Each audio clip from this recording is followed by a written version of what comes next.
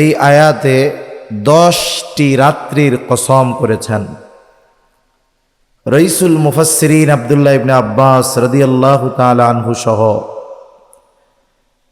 সব মুফাসসিরিনে কেরাম এই ব্যাপারে একমত যে আল্লাহ তাআলা যেই 10 রাত্রির কসম করেছেন, এই 10টি রাত হলো জিলহজের প্রথম যেই 10 রাত, এটার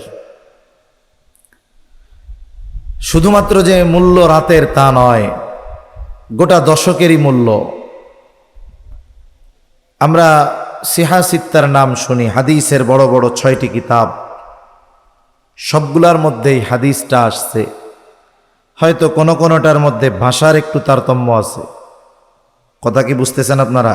কোনোটার মধ্যে হয়তো ভাষার তারতম্য আছে, কিন্তু কথা এক। আল্লাহ রাসূল সাল্লাল্লাহু আলাইহি ওয়াসাল্লাম বলেন, মা মিন আইয়ামিন আল আমালুস সালিহু আহাব্বু ইলাল্লাহ মিন হাযিহিল আইয়াম, ইয়ানি 10 যিল হিজ্জাহ। আল্লাহ রাসূল সাল্লাল্লাহু আলাইহি ওয়াসাল্লাম জানিয়ে দেন যে আল্লাহ তাআলার কাছে, সহজ অনুবাদে বলি, যে জিলহজ মাসের প্রথম 10 দিনের ইবাদতের চাইতে অন্য সময়ের ইবাদত এতটা প্রিয় নয় যতটা প্রিয় আল্লাহ তাআলার কাছে এই জিলহজ মাসের প্রথম দশকের ইবাদত। আহাব্বু ইলাল্লাহ, আল্লাহ তাআলার কাছে অনেক বেশি প্রিয়। নবীজি যখন এই জিলহজ মাসের প্রথম 10 দিনের ইবাদত আল্লাহর কাছে প্রিয় এই কথা বললেন, সাহাবা ইকরাম প্রশ্ন করতেছে, ক্বালু ইয়া রাসূলুল্লাহ সাল্লাল্লাহু আলাইহি ওয়াসাল্লাম ওয়ালাল জিহাদু ফি সাবিলিল্লাহ,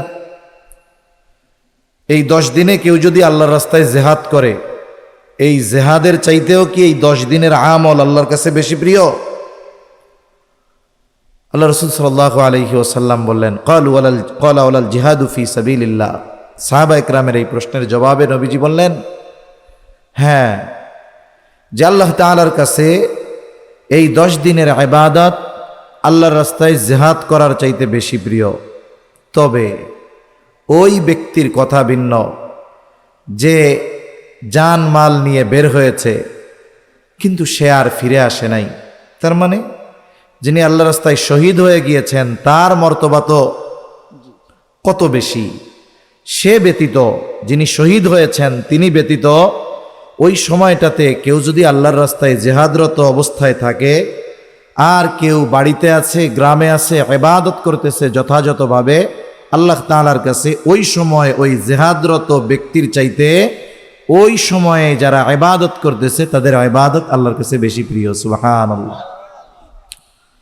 তো এই সময়টা সামনে আসতেছে, আমরা কি করতে পারি? আমরা তো মাহফিলগুলা শুনি, অনেক সময় চিন্তা করি যে আমরাও চিন্তা করি আমার টার্গেট হলো ময়দান গরম বানাতে হবে, আমার টার্গেট হলো মানুষ যেন বাহবা দেয়, আমার চিন্তা এটা থাকে। কিন্তু আমার তো চিন্তা এটা করা দরকার যে আমার মানুষকে কিছু কথা দিয়ে যেতে হবে, যেই কথাগুলো তার কিছু আখেরাতের সামান, কিছু সম্পদ অর্জনের মাধ্যম হবে। ওয়াজ মাহফিলগুলো আমাদের যেন এন্টারটেইনমেন্টে পরিণত না হয়, বিনোদনে পরিণত না হয়। আমাদের দেশে অনেক জায়গায় এখন এরকম আছে, ওয়াজ মাহফিল এটাকে বিনোদনের অল্টারনেটিভ, বিকল্প মনে করা হয়। অনেকে চিন্তা করে ওয়াইজ তো তিনি হবেন যিনি শুধু কোরআন হাদিস দিয়ে কথা বলবেন তা নয়, তিনি একটু সার্কেসও করতে পারবেন, তিনি একটু কৌতুকও করতে পারবেন, তিনি একটু গানও বলতে পারবেন। কিন্তু আমরা ছোটবেলায় ওয়াজ শুনেছি, আমার হায়াত তো কম, এই যে পাশে মুরব্বী আছেন ওনারাও হয়তো দেখছে, আমার এই ছোট্ট হায়াতে আমরা দেখছি যে মাহফিলগুলাতে গেছি, বুজুর্গানে দিন মুরব্বীরা ওয়াজ করছে, এই ওয়াজের অ্যাকশন পরবর্তী দিন দেখা গেছে। ওয়াজের অ্যাকশন কি হয়েছে? দেখা গেছে ওয়াজের পরের দিন সকালবেলায় ভাই ভাইয়ের মধ্যে দ্বন্দ্ব ছিল, দুইজন দুইজনের হাত ধইরা ক্ষমা চাইয়া কোলাকুলি কইরা অতীতের দ্বন্দ্ব ভুলে মিলে গেছে। প্রতিবেশীর সাথে দ্বন্দ্ব ছিল, পরের দিন একে অপরের কাছে ক্ষমা চেয়ে মিলে গেছে।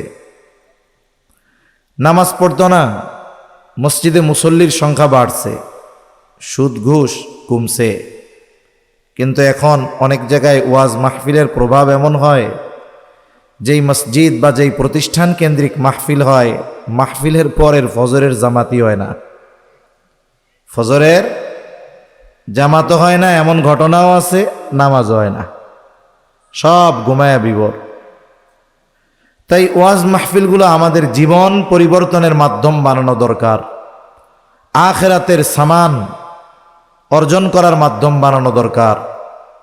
একটা জিনিস মনে রাখতে হবে, আমি আমার রাস্তায় দিন কায়েমে সফল তখন হব যখন আমার আমলটা ঠিক হবে। আল্লাহ তাআলার ওয়াদা আছে, ঈমান আমল যদি ঠিক হয়, আল্লাহ তাআলা বলেন লা ইস্তাখলিফান্নাহুম ফিল আরদ কামা ইস্তাখলাফাল্লাযীনা মিন ক্বাবলিহিম।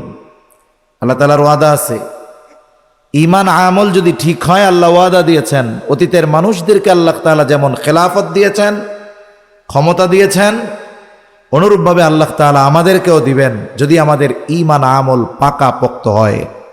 তাহলে কি বোঝা গেল? যে আমরা যদি প্রতিনিধিত্ব চাই, ইসলামকে সুপ্রতিষ্ঠিত করতে চাই, আমাদের ঈমান আমল দুইটাকে পাকা করতে হবে। এজন্য আমলের দরকার সফলতার জন্য, আছে না নাই? কেউ ঈমানের কথা বলবে, কেউ আমলের কথা বলবে, কেউ বা ঈমান আমল যেন আমরা ঠিক করি, পাকাপোক্ত করি, এই জন্য আমাদের উদ্বুদ্ধ করবে। মাশাআল্লাহ, আমার আগে ভাইজান অনেক সুন্দর কথা বলেছেন, ঈমানদীপ্ত কথা বলছেন। কিছু কথা আমি বলার নিয়ত করছিলাম, আলহামদুলিল্লাহ ভাই সেগুলো বলে দিয়েছেন। তাই জিলহজ মাস আসতেছে, এই প্রথম দশক যার কসম আল্লাহ তাআলা করেছেন, আল্লাহ রসুল বলেছেন আল্লাহ তাআলার কাছে জিলহজের প্রথম দশকের ইবাদত সবচাইতে প্রিয়। এই দশকে আমরা কি ইবাদত করব? প্রথম বিষয়, যদি কেউ পারি চেষ্টা করব কোরবানির দিন ছাড়া বাকি 9 দিন রোজা রাখার জন্য। 2 নম্বর বিষয়, আল্লাহ রসুল সাল্লাল্লাহু আলাইহি ওয়াসাল্লাম আরেকটা আমল শিখিয়ে দিয়েছেন। যেমন নামাজ পড়ার জন্য ওযু করার দরকার হয়, পবিত্রতার দরকার হয়। কিছু ইবাদত আছে যেটা সব জায়গায় করা যায়, অপবিত্র জায়গা তো ভিন্ন, ওইটা ছাড়া সব জায়গায় করা যায়। যেমন জবানের জিকির। নবীজি সাল্লাল্লাহু আলাইহি ওয়াসাল্লাম বলেন, এই দশক উত্তম দশক, এই দশকে যেই ইবাদতগুলোর কথা নবীজি বলেছেন তার মধ্যে একটি হলো ফাকসিরু ফীহিন্নাত তাসবিহ ওয়াত তাহলিল ওয়াত তাহমিদ ওয়াত তাকবীর। এই দশকে আল্লাহ রাসূল সাল্লাল্লাহু আলাইহি ওয়াসাল্লাম বেশি বেশি তাসবিহ পাঠ করতে বলছেন। তাসবিহ কোনটারে বলে? সুবহানাল্লাহ। বলেন কি? মা বোনরাও আছে, আপনারাও খেয়াল করে শুনবেন, সুবহানাল্লাহ। ফাকসিরু ফীহিন্নাত তাসবিহ ওয়াত তাহলিল। তাহলিল কি? লা ইলাহা ইল্লাল্লাহ। তাহলিল কি বলেন? ওয়াত তাহমিদ। তাহমিদ হলো প্রশংসা। প্রশংসা কার? তাহলে কি বলবো? আলহামদুলিল্লাহ। ওয়াত তাকবীর, আল্লাহর বড়ত্বের ঘোষণা দিতে হবে, আল্লাহু আকবার। আর হাদিসের মধ্যে এই 4 কালিমার ব্যাপারে কি আসছে? একসাথে আসছে সুবহানাল্লাহ, আলহামদুলিল্লাহ, লা ইলাহা ইল্লাল্লাহু, আল্লাহু আকবার। বলেন, এই জিলহজের দশকে এই জিকির বেশি বেশি করার নির্দেশ আমাদের দিয়েছেন মুহাম্মাদুর রাসূলুল্লাহ সাল্লাল্লাহু আলাইহি ওয়াসাল্লাম। আর 2টা হাদিস শোনাই। এক হাদিসের মধ্যে আসছে নবীজি সাল্লাল্লাহু আলাইহি ওয়াসাল্লাম বলেন, আল্লাহ তাআলার কাছে 4টি কালিমা সবচাইতে বেশি প্রিয়। কয়টি কালিমা? জোরে বলেন না, কয়টা? কোন 4 কালিমা? নবীজি বলেন সুবহানাল্লাহ, আলহামদুলিল্লাহ, লা ইলাহা ইল্লাল্লাহু, আল্লাহু আকবার। নবীজি বলেন আল্লাহ তাআলার কাছে এই 4টি কালিমা সবচাইতে বেশি প্রিয়। এরপরে নবীজি আরেক বর্ণনার মধ্যে বলেন, আমার কাছেও 4টি কালিমা সবচাইতে প্রিয়, আর সেই 4 কালিমা হলো সুবহানাল্লাহ, আলহামদুলিল্লাহ, লা ইলাহা ইল্লাল্লাহু, আল্লাহু আকবার। তাহলে যেই 4 কালিমা আল্লাহ তাআলার কাছে প্রিয়, যেই 4 কালিমা সৃষ্টিকুলের শ্রেষ্ঠ সৃষ্টি মুহাম্মাদুর রাসূলুল্লাহ সাল্লাল্লাহু আলাইহি ওয়াসাল্লামের কাছে প্রিয়, বলুন তো এই কালিমা যদি আমি আপনি আমার আপনার জন্য প্রিয় বানায় নেই, তাহলে আমার আপনার জন্য সফলতার দুয়ার উন্মোচন হবে কি হবে না? এই 4 কালিমার জিকির আমরা বেশি বেশি করব। আমরা অনেক সময় মনে করি জিকির করার জন্য মনে হয় মজলিস দরকার, জোরে জোরে জিকির করতে হবে। না, আপনি নীরবে নিভৃতে পথ চলতেছেন, আপনি মনে মনে পড়েন, জবানটা নাড়ান, সুবহানাল্লাহ, আলহামদুলিল্লাহ, লা ইলাহা ইল্লাল্লাহ, আল্লাহু আকবার। এই পৃথিবীতে মানুষের মধ্যে দ্বন্দ্ব লাগার সবচাইতে বড় কারণ হলো এই জবান। যদি এই পৃথিবীর মানুষ আমরা যদি জবান নিয়ন্ত্রণ করতে পারতাম, সমাজে সংগঠিত 80% যেই বিশৃঙ্খলা আছে মুহূর্তের মধ্যে চলে যাইত। আর জবানকে নিয়ন্ত্রণ করার সবচাইতে বড় মাধ্যম হলো জবানকে জিকির দ্বারা সিক্ত করা। আল্লাহ রসুল দোয়া শিখিয়েছেন, আল্লাহর কাছে দোয়া করা, আল্লাহ আমাদেরকে এমন জবান দেন যেই জবানে আপনার স্মরণ বেশি বেশি হবে, লিসানান যাকিরা। আমাদেরকে এমন জবান দেন যেই জবানে আপনার কথা বেশি উচ্চারিত হবে। তাই আমরা সব সময় তো করব, বিশেষ করে যেহেতু নবীজি জিলহাজের এই দশকে জিকির বেশি বেশি করতে বলছে, এই কালিমার করব তো ইনশাআল্লাহ। এই কালিমাগুলো আল্লাহর কাছে সবচেয়ে প্রিয়, নবীজির কাছেও সবচেয়ে প্রিয়। ইনশাআল্লাহ আমরাও আমাদের জন্য সবচাইতে প্রিয় বানাবো, আল্লাহ তৌফিক দান করেন। তা সম্মানিত উপস্থিতি, আসলে ভাই যে ধাঁচে আলোচনা ধরছিলেন, ওনার সময় দরকার ছিল 2 ঘন্টা, তাইলে আলোচনাটা সুন্দরভাবে সাজায় আনতে পারতেন। আমিও চিন্তা করলাম, যেহেতু সামনে কোরবানি, হজের মৌসুম, পরীক্ষার আলোচনাই ভাইজান করতেছিলেন, আমিও ওই ধারাবাহিকতায় ভাইজানের অনুসরণ করে কিছু কথা আপনাদের সাথে একটু মুযাকারা করি। তা এই যে হজের মৌসুম আসতেছে, জিলহজ দামি হওয়ার যে কারণগুলো, এর মধ্যে একটি হলো এই দশকেই আছে ইসলামের অন্যতম বুনিয়াদি ইবাদত হজ। ইসলামের ভিত্তি কয়টা? 5টি। এই 5টির মধ্যে একটি হলো হজ।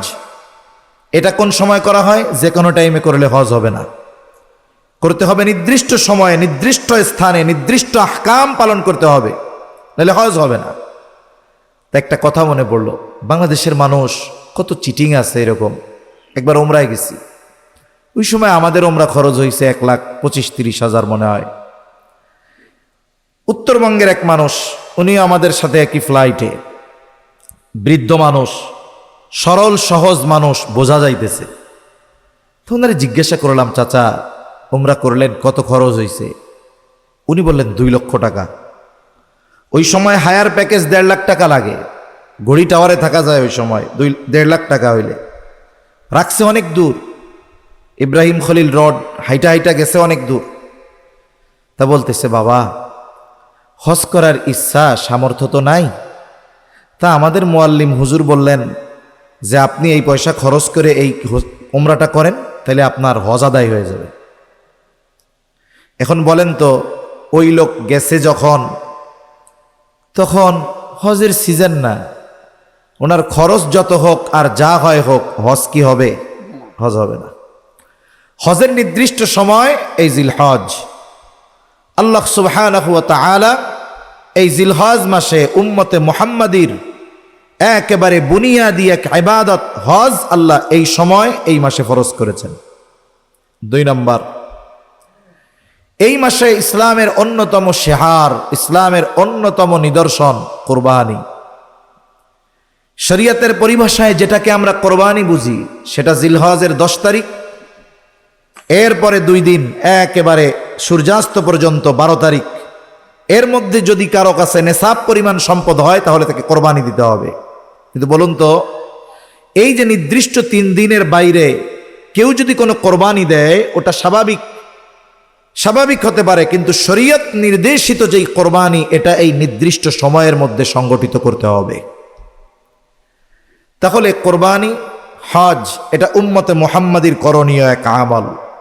অথচ এই আমলের সাথে জড়িত হলো ইব্রাহিম খলিলুল্লাহ আলাইহিস সালাতু ওয়াস সালাম। উম্মতে মুহাম্মাদি ইবাদত করবে, তাই ইব্রাহিম খলিলুল্লাহ আলাইহিস সালামের এই জায়গায় সম্পৃক্ততা কি? আল্লাহ সুবহানাহু ওয়া তাআলা কিয়ামত পর্যন্ত পৃথিবীবাসীর কাছে ইব্রাহিম আলাইহিস সালামের পরিচিতিকে তুলে ধরার জন্য, তার উপরে যেই পরীক্ষা হয়েছে, তিনি যে পরীক্ষায় কৃতকার্য হয়েছেন, সফল হয়েছেন, আল্লাহ সুবহানাহু ওয়া তাআলা এর পুরস্কার স্বরূপ উনি ওনার পরবর্তী যারা আছে সবার নেতা আল্লাহ তাআলা ইব্রাহিম আলাইহিস সালামকে বানায় দিয়েছেন। সুবহানাল্লাহ বলেন।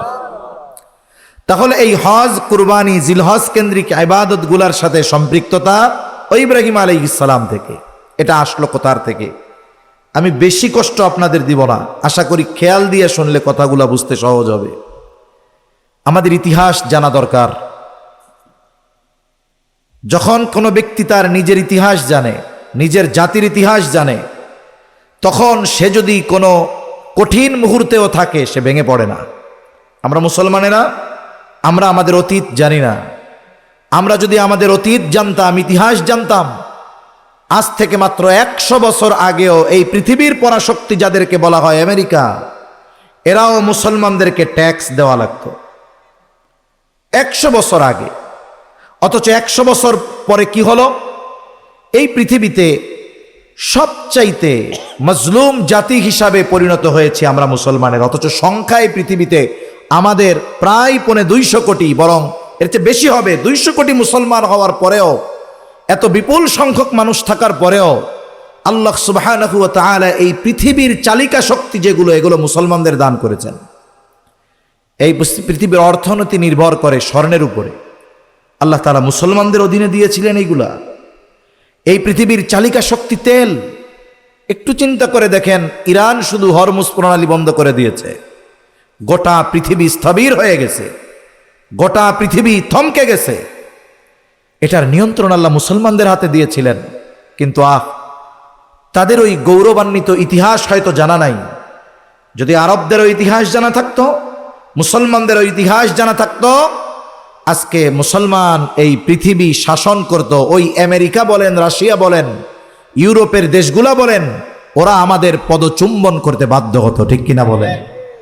এই জন্য ইতিহাস জানা দরকার। যারা ইতিহাস জানে, ওরা যদি না খাইয়াও মরে, ওরা মানসিকভাবে কখনো দুর্বল হয় না।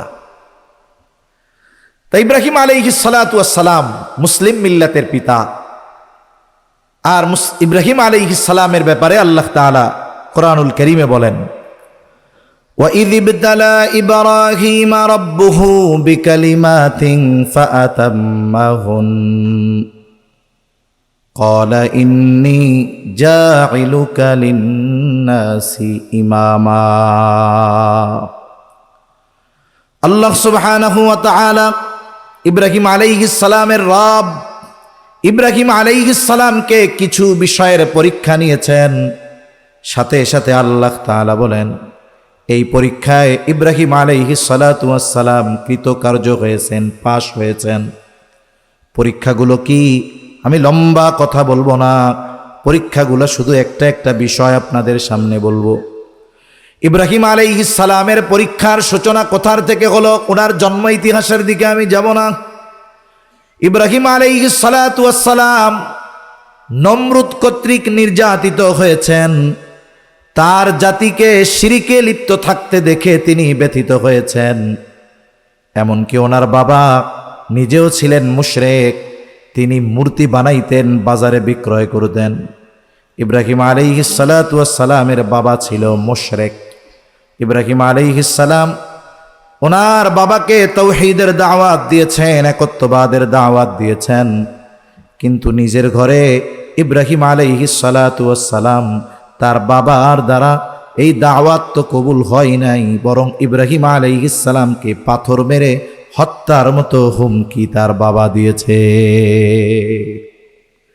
ইব্রাহিম আলাইহিস সালাম যখন তার বাবাকে আল্লাহর একত্ববাদের দাওয়াত দিয়েছে, ওই বাবা বলছে, তোমারে কিন্তু পাথর মেরে হত্যা করে ফেলবো, এই কথা বলবা না।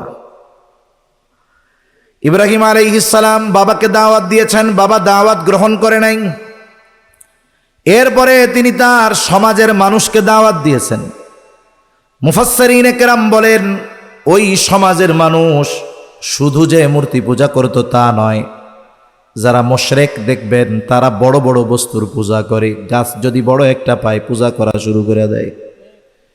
মুশরিকদের মধ্যে এক জাতি সূর্যের পূজা করে, আর এক জাতি চন্দ্রের পূজা করে, আর এক জাতি তারকার পূজা করে। এই চন্দ্র, সূর্য, তারকা এইগুলার অসারতা যুক্তি দিয়ে ইব্রাহিম আলাইহিস সালাম তার সম্প্রদায়ের সামনে তুলে ধরেছে। একটা মানুষ যখন তার ঘরের মানুষ তার কথা শোনে না, বাবা যখন বিরোধী হয়ে যায়, তখন এটা তো বড় কষ্টের বিষয়, এটা বড় যন্ত্রণার বিষয়। সমাজের মানুষও তার দাওয়াত গ্রহণ করে নাই। উপরন্তু নমরুদের জুলুম অত্যাচার ইব্রাহিম আলাইহিস সালাতু ওয়াস সালামের উপরে শুরু হয়ে গেছে। ইব্রাহিম আলাইহিস সালাতু ওয়াস সালামের ব্যাপারে নমরুদ বিস্তারিত জানতে পেরেছে যখন ওই যে একবার মেলা হইছে, তারা মেলায় গেছে। তাদের উদ্দেশ্য হলো মেলা থেকে এসে তাদের নিজের হাতে বানানো যেই দেব দেবী তাদের উপাসনা করবে, যাওয়ার সময় খাবার টাবার সব দিয়া গেছে যে তোমরা খাও। এখন বলেন তো, আমার হাতে বানানো পুতুল আমি যদি খাবার দেই এটা খাইতে পারবে নাকি? ইব্রাহিম আলাইহিস সালাম রে ওরা বলতে চলো আমরা মেলায় যাই। ইব্রাহিম আলাইহিস সালাম বলেন ইন্নী সাকিম, আমি অসুস্থ, আমি যাব না। পৃথিবীর মানুষ আমরা যে যাই বলি না কেন, আমরা যতই সুস্থ নিজেরে ভাবি না কেন, আমি আপনি যদি আমাদের গোটা বডি চেক আপ করাই, দেখা যাবে অনেকগুলা রোগ বের হয়ে গেছে। সুস্থ মানুষও অনেক রোগে আক্রান্ত। যা হয় হোক, কম বেশি সবাই অসুস্থ থাকে। আর একজন নবী যখন দেখবে তার পিতা, তার সম্প্রদায়ের মানুষ পাপাচারে লিপ্ত হচ্ছে, শিরকে জড়িয়ে যাচ্ছে, ধ্বংসের অতল গহ্বরের দিকে রওনা হচ্ছে, এর চাইতে মানসিক যন্ত্রণা আর কষ্টের একজন নবীর কাছে কি হতে পারে? তাই ইব্রাহিম আলাইহিস সালাম যান নাই। ওরা চলে যাবার পর ইব্রাহিম আলাইহিস সালাতু ওয়াস সালাম ওই মূর্তির ঘরে গেছে, কুড়াল একটা নিয়ে সবগুলারে ভাঙছে। কয় খা, এটি কি খাইতে পারবে? ভাঙছে, সবগুলা ভেঙে ওই বড় যেটা মূর্তি আছে এর পেছনে কুড়াল ঝোলায় রাখছে। আয়েশা যখন এই অবস্থা দেখছে, স্বাভাবিক সবার সন্দেহ এটা যেই কাজ ইব্রাহিম ছাড়া আর কেউ করে নাই। ইব্রাহিম আলাইহিস সালামকে জিজ্ঞাসা করা হইল। ইব্রাহিম আলাইহিস সালাতু ওয়াস সালাম বলেন এই যে বড়টা সেটারে জিগাও, ওইটার কান্দেই তো কুড়াল দেখা যায়। তখন ওরা বলে এই মূর্তি কি এগুলো কাউরে ভাঙার ক্ষমতা রাখে? তখন ইব্রাহিম আলাইহিস সালাম জানায়া দিয়েছেন, যে তোমাদের কল্যাণ করতে পারে না, যে তোমাদের অকল্যাণ করতে পারে না, যে নিজেরা নিজে রক্ষা করতে পারে না, সে তোমাদের জন্য কি করবে? যাক, এরপরে এই কথা নমরুদের কাছে পৌঁছায় গেছে। নমরুদ তো নিজের খোদা দাবি করতেছে, আর এই দিক দিয়ে ইব্রাহিম আলাইহিস সালাম তাদের ভাষায় নতুন এক স্রষ্টার দিকে তাদেরকে আহ্বান করতেছে। ইব্রাহিম আলাইহিস সালাতু ওয়াস সালাম নমরুদের সাথে এক বাক বিতণ্ডায় লিপ্ত হয়েছেন, বিতর্কে লিপ্ত হয়েছেন। আল্লাহ তাআলা কোরআনুল কারীমের মধ্যে সেই ঘটনাও বলেন, আলাম তারা ইলাল্লাযী হাজ্জা ইব্রাহিম ফি রাব্বিহি আন আতাহুল্লাহুল মুলক ইয ক্বালা ইব্রাহিম রাব্বিয়াল্লাযী ইউহয়ী ওয়া ইউমীত ক্বালা আনা উহয়ী ওয়া উমীত ক্বালা ইব্রাহিম ফাইন্নাল্লাহা ইয়াতি বিশ-শামসি ওয়াল মাশরিক ফাতি বিহা মিনাল মাগরিব ফাবহিতাল্লাযী কাফার।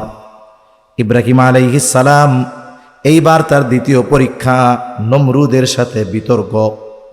ওনার পক্ষে কেউ নাই, উনি শুধু একা। ইব্রাহিম আলাইহিস সালাতু ওয়াস সালাম এক আল্লাহর দিকে আহ্বান করতেছে, নমরুদের কাছেই খবর পৌঁছায় গেল।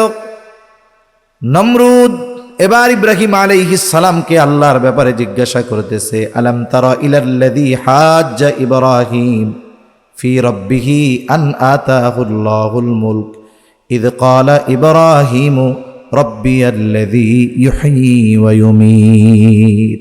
প্রশ্ন করতে, তোমার রব কে মিয়া? আল্লাহ ইব্রাহিম আলাইহিস সালাম বলতেছে, আমার রব হলো তিনি যিনি ইউহয়ী ওয়া ইউমীত, যিনি জীবন দান করেন, যিনি মৃত্যু দান করেন, তিনি হলেন আমার রব।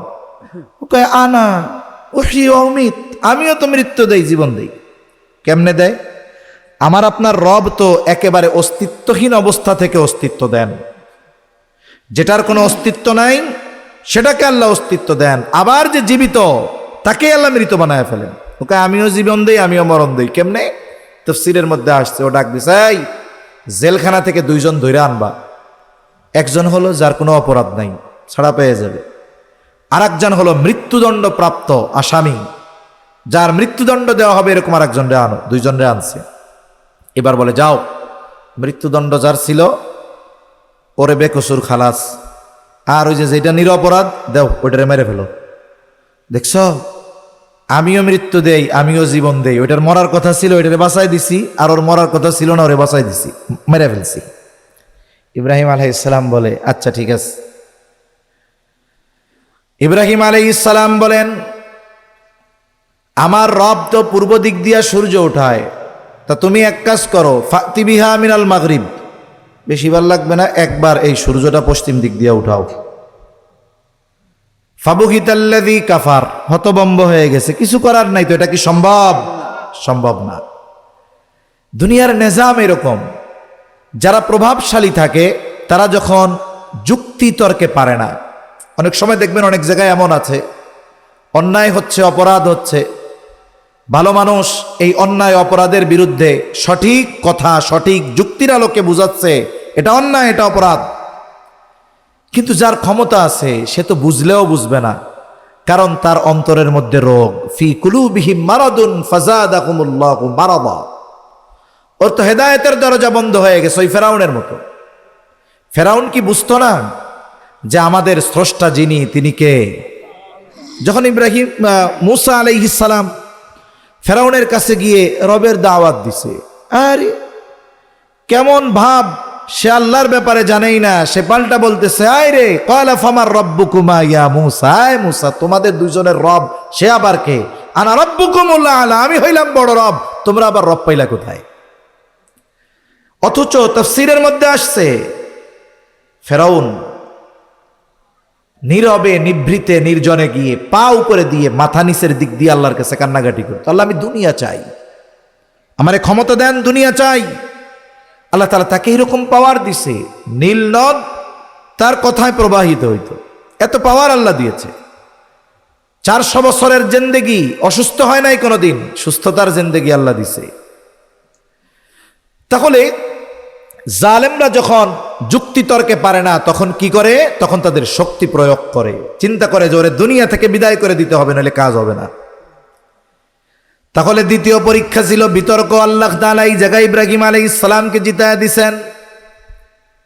তৃতীয় পরীক্ষা, এইবার নমরুদ চিন্তা করলো ইব্রাহিম যদি বেঁচে থাকে এইভাবে একের পর এক দলিল দিয়া যুক্তি দিয়া আমার খোদাইর 12টা বাজায়া দিবে, ওকে আর জীবিত রাখা যাবে না, ওকে অচিরেই দুনিয়া থেকে চিরতরে বিদায় করে দিতে হবে। ইব্রাহিম আলাইহিস সালামের কঠিন এক পরীক্ষার সম্মুখীন হওয়া লাগলো।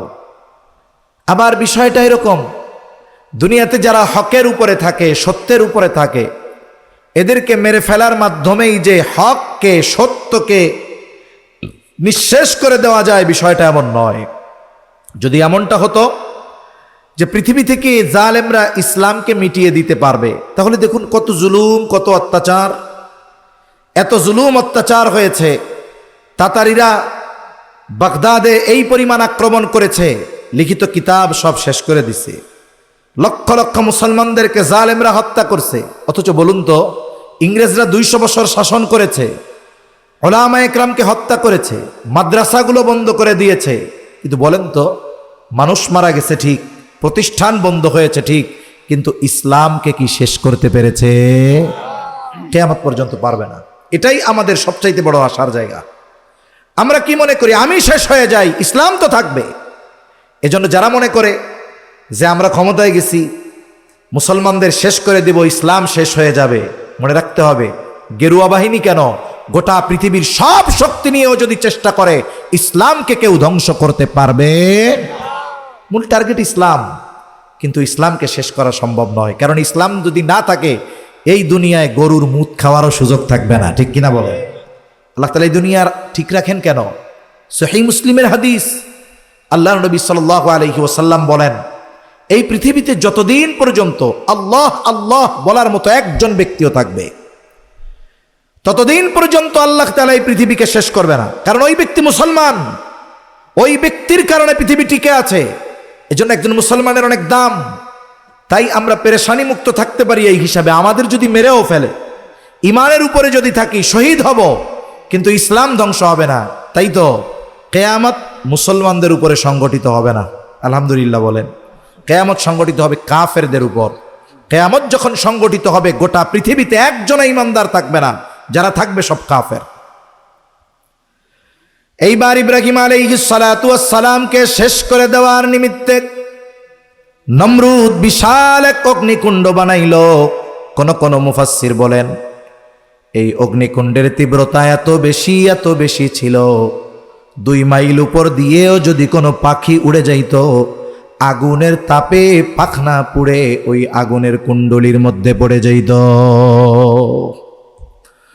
ছোটখাটো অগ্নিকুণ্ড হলে তো তাকে জোর করে ধরে ফেলে দিয়ে আসা যাইত।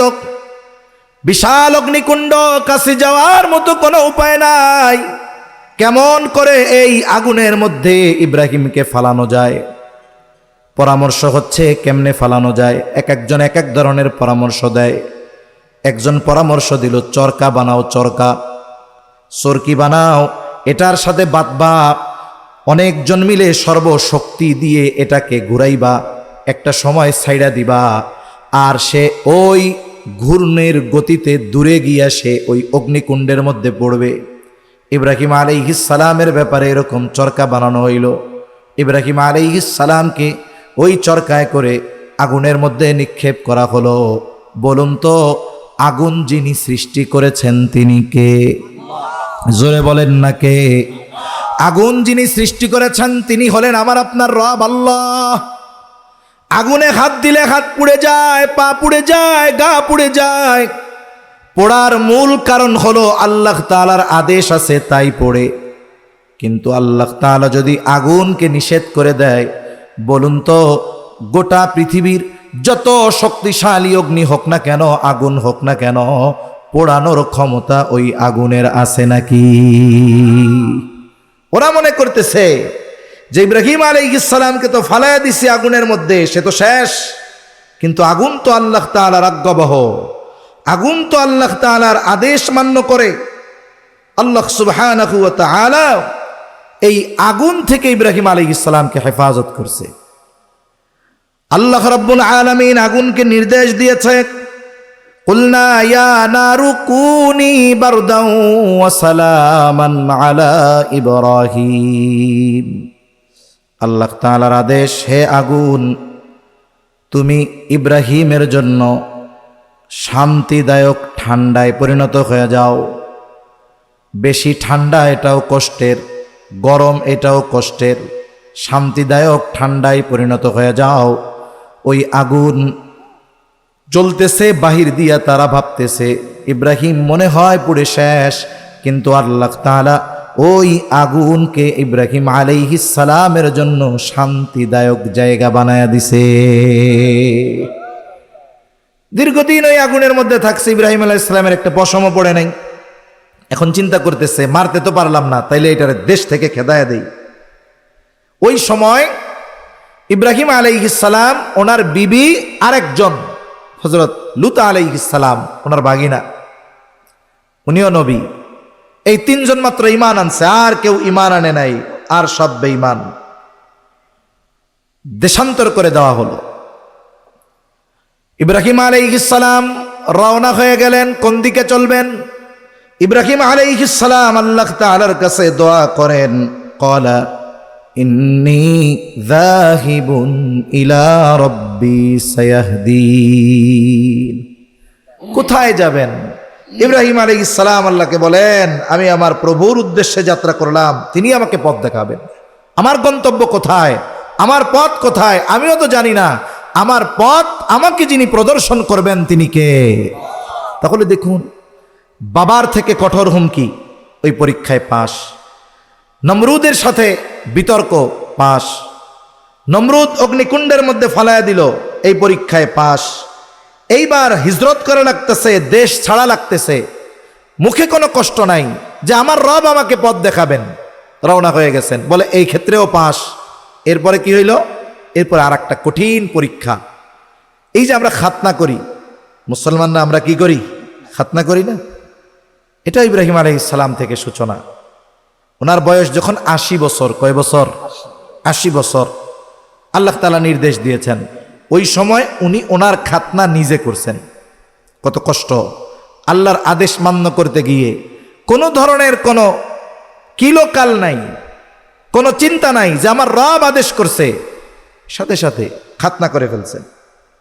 এরপর আল্লাহ সুবহানাহু ওয়া তাআলা উনি ওইখান থেকে গেছেন সিরিয়ায়। সিরিয়া বলতে শাম। এই শাম এটা শুধু বর্তমান ম্যাপে যেই সিরিয়া এতটুকু নয়, বরং ফিলিস্তিন, জর্ডান, তারপরে আপনার বর্তমান যেই সিরিয়া, এগুলো মিলে বিশাল এক এরিয়া হলো শাম। এখানে একটা তথ্য আপনাদের জানা দরকার। ইসরায়েল, এই পৃথিবীতে এখন যত অকারেন্স সংগঠিত হচ্ছে এর মূল কারণ হলো ইসরায়েল। যদি এই দেশটা পৃথিবীতে না থাকে কোনো অশান্তি থাকবে না। এরা এমন এক জাতি, সংখ্যায় কেউ বলেন 1 কোটি, সর্বোচ্চ 1 কোটি 20 লাখ। সারা পৃথিবী খুঁজলে 1 কোটি 20 লাখ ইহুদি হবে, তবে গোটা পৃথিবীর অশান্তির জন্য এই 1 কোটি ইহুদি যথেষ্ট। ইহুদি সৈন্যবাহিনী যারা, সৈনিক যারা, এখানে একটা ব্যাজ আছে, তাদের ব্যাজ, একটা ব্যাজ আছে, ব্যাজ। ওই ব্যাজের মধ্যে একটা মানচিত্রের ছবি আছে। এখন তো সবাই শিক্ষিত মানুষ, এই বিষয়গুলো জানা দরকার। আপনি ইন্টারনেটে সার্চ দিলে পাবেন, ওই ব্যাজের মধ্যে একটা মানচিত্র আঁকা আছে, মানচিত্র। এটা তাদের ভাষায় গ্রেটার ইসরায়েল, আর তাদের দাবি এটা হলো আল্লাহ তাআলার প্রতিশ্রুত এই সীমানাটা আল্লাহ তাদের দিছে। এটা হলো তাদের তথাকথিত দাবি। এটা কোন কোন এরিয়া নিয়ে? এটা হলো গোটা ফিলিস্তিন, তারপরে সিরিয়া, জর্ডান, সৌদি আরবের কিছু অংশ সহ বিশাল একটা এরিয়া নিয়ে তারা দখলদারিত্ব করতে চায়, যেটার নাম হবে গ্রেটার ইসরায়েল। আর তাদের আকীদা বিশ্বাস কি? এই দখলটা যদি তারা দিতে পারে, ওই সীমানাটা যদি দখল দিয়ে দিতে পারে, লেবাননেরও কিছু অংশ আছে, এগুলাকে যদি দখল দিয়ে দিতে পারে, ইয়েমেনের কিছু অংশ আছে, দখল যদি দিয়ে দিতে পারে, তাহলে কি হবে?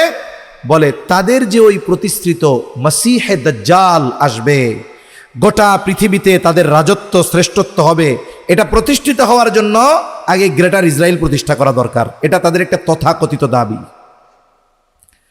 এই জালেমরা এই উদ্দেশ্য নিয়ে আছে। তা যে কথার থেকে গেলাম, উনি রওনা দিলেন শামের উদ্দেশ্যে। ওনার তো সন্তান নাই।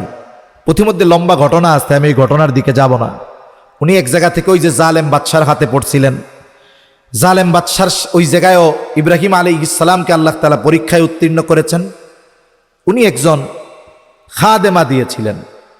হযরতে সারা ছিলেন বন্দা, সন্তান হবে না।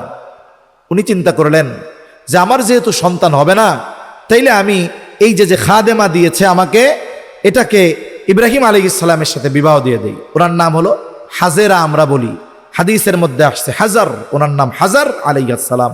ওনার সাথে বিবাহ হলো। আল্লাহ তাআলা সন্তান দিলেন, সেই সন্তানের নাম ইসমাইল আলাইহিস সালাম। এই দোয়াটা ইব্রাহিম আলাইহিস সালাম করছে কোন সময়? অনেক সময় আমরা দোয়া করি, আমাদের অবস্থা এরকম, গোনা যত করি না কেন আমরা চিন্তা করি দোয়া করার সাথে সাথে আল্লাহ যা চাই তা দিয়ে দিবে। এটা আমাদের একটা বদ অভ্যাস। এই জন্য দেখা যায় দোয়া যা কবুল হওয়ার সম্ভাবনা ছিল তাও হয় না। অনেকে আফসোসের সাথে এসে ইমাম সাহেব হুজুরে বলে, খতিব সাহেবরে বলে, হুজুর কি যে হইল হুজুর, এত দোয়া করি আল্লাহ দোয়া কবুল করে না। আমি বলি দোয়া কবুল না হওয়ার অন্যতম কারণই হইলে আপনার এই কথা। আল্লাহর কাছে দোয়া করার ক্ষেত্রে কোনো সময় দোয়া কবুলের জন্য তাড়াহুড়ো করা যাবে না। কারণ আমি মনে করতেছি যে এটা হয়ে গেলে আমার ভালো হবে, আসলে আমার ওইটাই ভালো না মন্দ, আমি যা জানি তার চাইতে ভালো জানে কে? আল্লাহ ভালো জানে। ইব্রাহিম আলাইহিস সালাম এই সন্তান চেয়ে দোয়া করছে কোন সময়? যখন হিজরত শুরু করছে, ওই যে দেশান্তর হওয়া লাগছে। ওয়াকালা ইন্নী যাহিবুন ইলা রাব্বি সায়াহদিন রব্বি হাবলি মিনাস সালিহিন ফাবাশশারনাহু বিগুলামিন হালিম।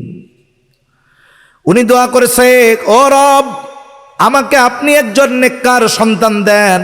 আল্লাহ তাআলা বলেন, ফাবাশশারনাহু বিগুলামিন হালিম, আমি তাকে একজন সহনশীল সন্তানের সুসংবাদ দিলাম।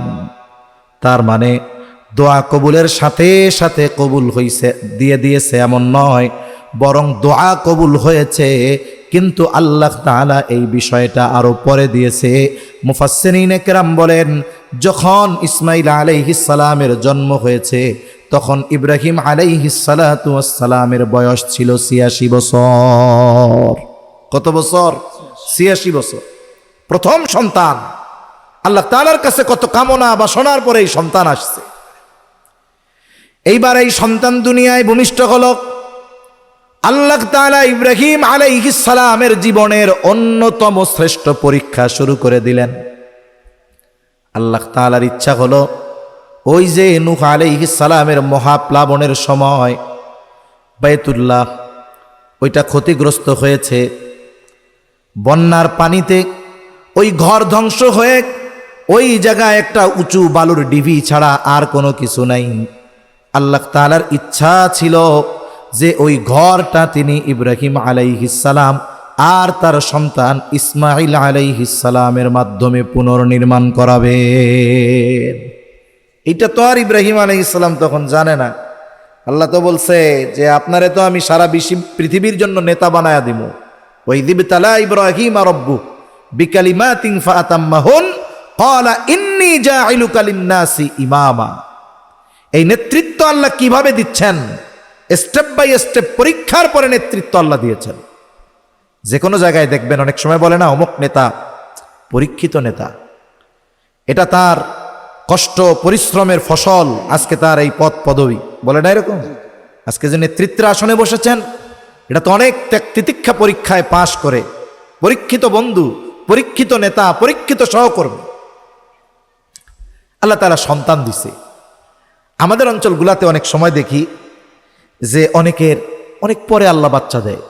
50 বছর বয়সে বাচ্চা হয়েছে, বিয়ে করছিল 22 বছর বয়সে, 28 বছর পরে একটা বাচ্চা হয়েছে।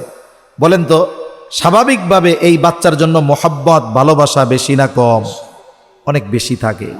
অনেক সময় অনেকে এই মোহাব্বতটা ভালো চোখে দেখে না, এই যে এই লোকটা কি রে, এই ছোট্ট একটা পোলা গাড়ে চড়ে একবার মাথার উপরে উঠে কিছু কয় না কেন? কয় ভাই এটা আমাদের গ্রামের ভাষায় বলি আর কি, কয় নামিকালে হয়েছে তো এর লেগে মোহাব্বত বেশি করে, মানে অনেক পরে হয়েছে, বুড়াকালে হয়েছে, ভালোবাসে অনেক। ইব্রাহিম আলাইহিস সালাম ৮৬ বছর বয়সে সন্তান হয়েছে। ওই সন্তানের প্রতি কত মায়া, কত মোহাব্বত, কত ভালোবাসা। কিন্তু মুমিনের অন্তরে সবার চাইতে বেশি ভালোবাসা কার জন্য? আল্লাহ তাআলা বলেন, ওয়াল্লাযীনা আমানু আশাদ্দু হুব্বাল লিল্লাহ। আল্লাহ তাআলা বলেন মুমিন আল্লাহর জন্য তার ভালোবাসা হলো সুদৃঢ়। গোটা পৃথিবীর সব ভালোবাসা একদিকে, আর আল্লাহর জন্য ভালোবাসা আর একদিকে। মাতৃকোলে ইসমাঈল আলাইহিস সালাম একেবারে শিশু। আল্লাহ তাআলার পক্ষ থেকে নির্দেশ, যান আপনি আপনার এই স্ত্রী আর সন্তানকে ওই জায়গায় রেখে আসেন। এখন যেমন অনির্দিষ্ট জায়গা, অচেনা জায়গায় যদি আমি আপনি যাইতে চাই, বলে জায়গায় যাওয়া লাগে না, দেখা লাগে না, গুগল ম্যাপ দিয়েই চলে যাওয়া যায়। আল্লাহ পথ চলতে বললেন, উনি পথ চলা শুরু করে দিছেন। গন্তব্য কোথায় উনিও জানেন না। পথে যখন পথ চলতেছে, ওই শিশু সন্তান কোলে নিয়ে হাজার আলাইহিস সালাম বারবার বলে কোথায় যাব, কোনো জবাব নেই, কারণ উনিও তো জানে না। ইব্রাহিম আলাইহিস সালাম পথ চলতেছে। পথটা কতটুক? পথের দূরত্ব বর্তমান রাস্তায় 1200 কিলোমিটারের কম হবে না। ফিলিস্তিন থেকে, ওই সময় উনি ফিলিস্তিন থেকে মক্কা 1200 কিলোমিটারের বেশি হবে। এই পথটা তখন তো পাকা রাস্তা ছিল না, কত উঁচু নিচু পাহাড় মরুভূমি পেরিয়ে ওই পর্যন্ত পৌঁছানো লাগছে, কত দূরত্বের পথ। ইব্রাহিম আলাইহিস সালাতু ওয়াস সালাম আল্লাহর নির্দেশে রওনা হয়েছেন, গন্তব্যে যখন পৌঁছাইছেন আল্লাহ জানাইছেন এই যে আপনার গন্তব্য। একেবারে কেউ নাই, জনমানবহীন প্রান্তর, না আছে কোনো গাছগাছালি, না আছে পাকপাখালি, না আছে নদী নালা। কারণ মানুষ জীবিকা নির্বাহের জন্য হয়তো কৃষিকাজ করে, নয়তো মাছ ধরে, এই তো করবে। এখন যেই জায়গায় গাছগাছালি কিচ্ছু নাই, ফল ফসল হয় না, পুরো পাথরে ভূমি, বালু আর পাথরে ভরপুর, না আছে কোনো গাছ, না আছে কোনো নদী, না আছে কোনো কুয়া, কিচ্ছু নাই। ওই জায়গায় সন্তান আর স্ত্রী রাইখা দিছে, এক মশক পানি, অল্প কিছু খেজুর, পাশে আছে উঁচু হয়ে আছে একটা জায়গা বালুর মতো, কি আছে না আছে বোঝা যায় নাকি। যাওয়ার সময় শুধু হাজরা আলাইহিস সালাম বলতেছেন, আপনি যে আমাদেরকে এখানে রেখে গেলেন কি আল্লাহর নির্দেশে? শেষ। হাজরা আলাইহিস সালাম, ইতিহাসে আল্লাহ তাকে কেমন করে রাইখা দিছে দেখেন। উনি বললেন যদি আল্লাহর নির্দেশ হয় তাহলে আমার আর আমার সন্তানের জন্য আল্লাহই যথেষ্ট। সুবহানাল্লাহ। তাদের জিম্মাদারি যে আল্লাহ নিছেন এই ব্যাপারে কোনো সন্দেহ নাই। এই ব্যাপারে আমার আপনার ইমানের চাইতে নবী রাসূলগণের ইমান অনেক পাকাপোক্ত, কিন্তু এরপরেও সন্তান, তাই না? রাসূল আকরাম সাল্লাল্লাহু আলাইহি ওয়াসাল্লামের সর্বশেষ সন্তান যখন মদিনায় মারা গেল, ইব্রাহিম মারা গেছে, শেষ সন্তান। আল্লাহ রাসূল সাল্লাল্লাহু আলাইহি ওয়াসাল্লাম সন্তানের এই মৃত্যুতে অন্তরে কত কষ্ট, চোখ দিয়ে পানি পড়া শুরু হয়ে গেছে। পানি ঝরে ঝরে ওনার গার উপরে পড়ছে, পানি ঝরে ঝরে দাড়ি মোবারক ভিজে গেছে। তার মানে দেখা গেল যে আল্লাহ রাসূল সাল্লাল্লাহু আলাইহি ওয়াসাল্লামের অন্তরেও সন্তানের জন্য কেমন মায়া, অথচ মৃত্যু সত্য।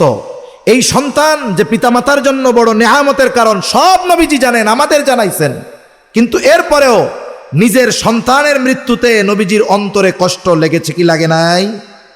লাগছে। ইব্রাহিম আলাইহিস সালাতু ওয়াস সালাম প্রিয়তমা স্ত্রী আর সন্তানকে রেখে ফিরে চলতেছেন, বারবার পেছনের দিকে তাকাইতেছেন।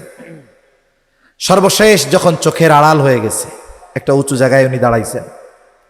উনি জানেন যে এই পানি আর খাবার অল্প কয়েকদিনের, মার খাবার শেষ হবে তো সন্তানের খাবার আর হবে না। কারণ মা যদি খাবার না পায়, বুকে দুধ আসবে না, বাচ্চা খাবে কোত্থেকে?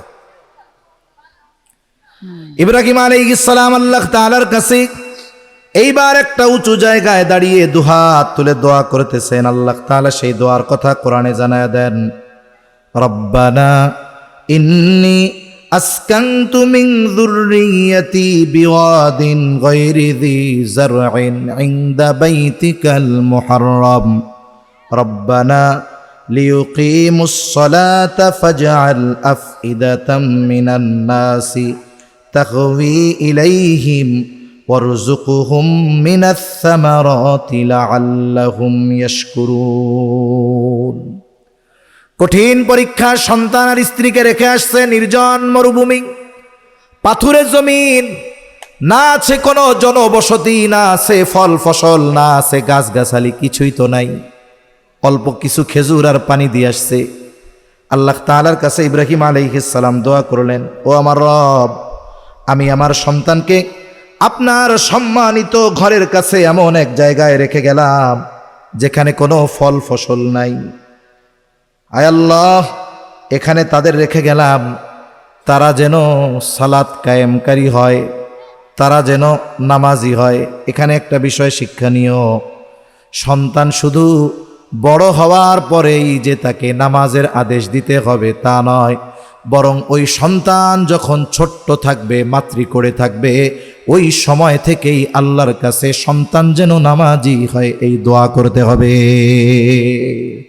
অনেক শিক্ষণীয় আছে, যেহেতু আমাদের সমাজের একটা অবস্থা এরকম। মাঝে মধ্যে আমি চিন্তা করি, মসজিদে যখন যাই আমাদের মতো মোল্লা 2-4 জন দেখি, আর দেখি সব মুরব্বী মানুষ। তখন চিন্তা হয় এই মুরব্বীরা তো আবে হায়াত পান করে নাই, এরা তো মরে যাবে। তা ওনারা মরে যাওয়ার পরে ওনার জায়গায় নামাজে দাঁড়াবে সেই লোকটাকে, কথা বোঝেন নাই? উনি তো চলে গেল, ওনার জায়গায় আরেকজন নামাজি যে দাঁড়াবে সে কে? এমনও দুর্ভাগ্য হয়েছে দেখার, উত্তরাঞ্চল বিস্তীর্ণ এলাকা, এমনও হয়েছে মসজিদ নামাজ পড়বো দাঁড়াইছি, নামাজ পড়বো দাঁড়াইছি, মসজিদের নামাজ জামাত হয় না, শুধু জুমার দিন একজন অনেক দূর থেকে আসে, ওই দিন নামাজ হয়, আর 5 ওয়াক্ত নামাজ হয় না। নিজেরা ঝাড়ু দিয়া মুইসা টুইসা এরপরে যায় নামাজ গামছা বিছাইয়া এরপরে দাঁড়ায় নামাজ পড়া লাগছে। হয়তো ওই মসজিদগুলো একসময় আবাদি ছিল, নামাজি ছিল, কিন্তু আমি নামাজি, আমার মৃত্যুর পরে যেন ওই জায়গায় আরেকজন মুসল্লি আমার তরফ থেকে দাঁড়ায়, আমি সেই ব্যাপারে কি মেহনত করলাম, এই চিন্তাই ফিকির করা দরকার। দেখুন ছোট্ট সন্তান, উনি তো খাবারের কথা আগে বলবেন, যে খাবার পানির ব্যবস্থা আল্লাহ করেন, কিন্তু আগে কি বলছে, আপনার ঘরের কাছে রেখে গেলাম লিয়ুকিমুস সালাহ, তারা যেন নামাজ প্রতিষ্ঠাকারী হয়, নামাজ কায়েমকারী হয়। সাথে সাথে ইব্রাহিম আলাইহিস সালাম কি বললেন, ফাজআল আফইদাতাম মিনান নাস, ও রব যেখানে কোনো মানুষ নাই আপনি মানুষের মনকে তাদের প্রতি আকৃষ্ট করে দিয়েন।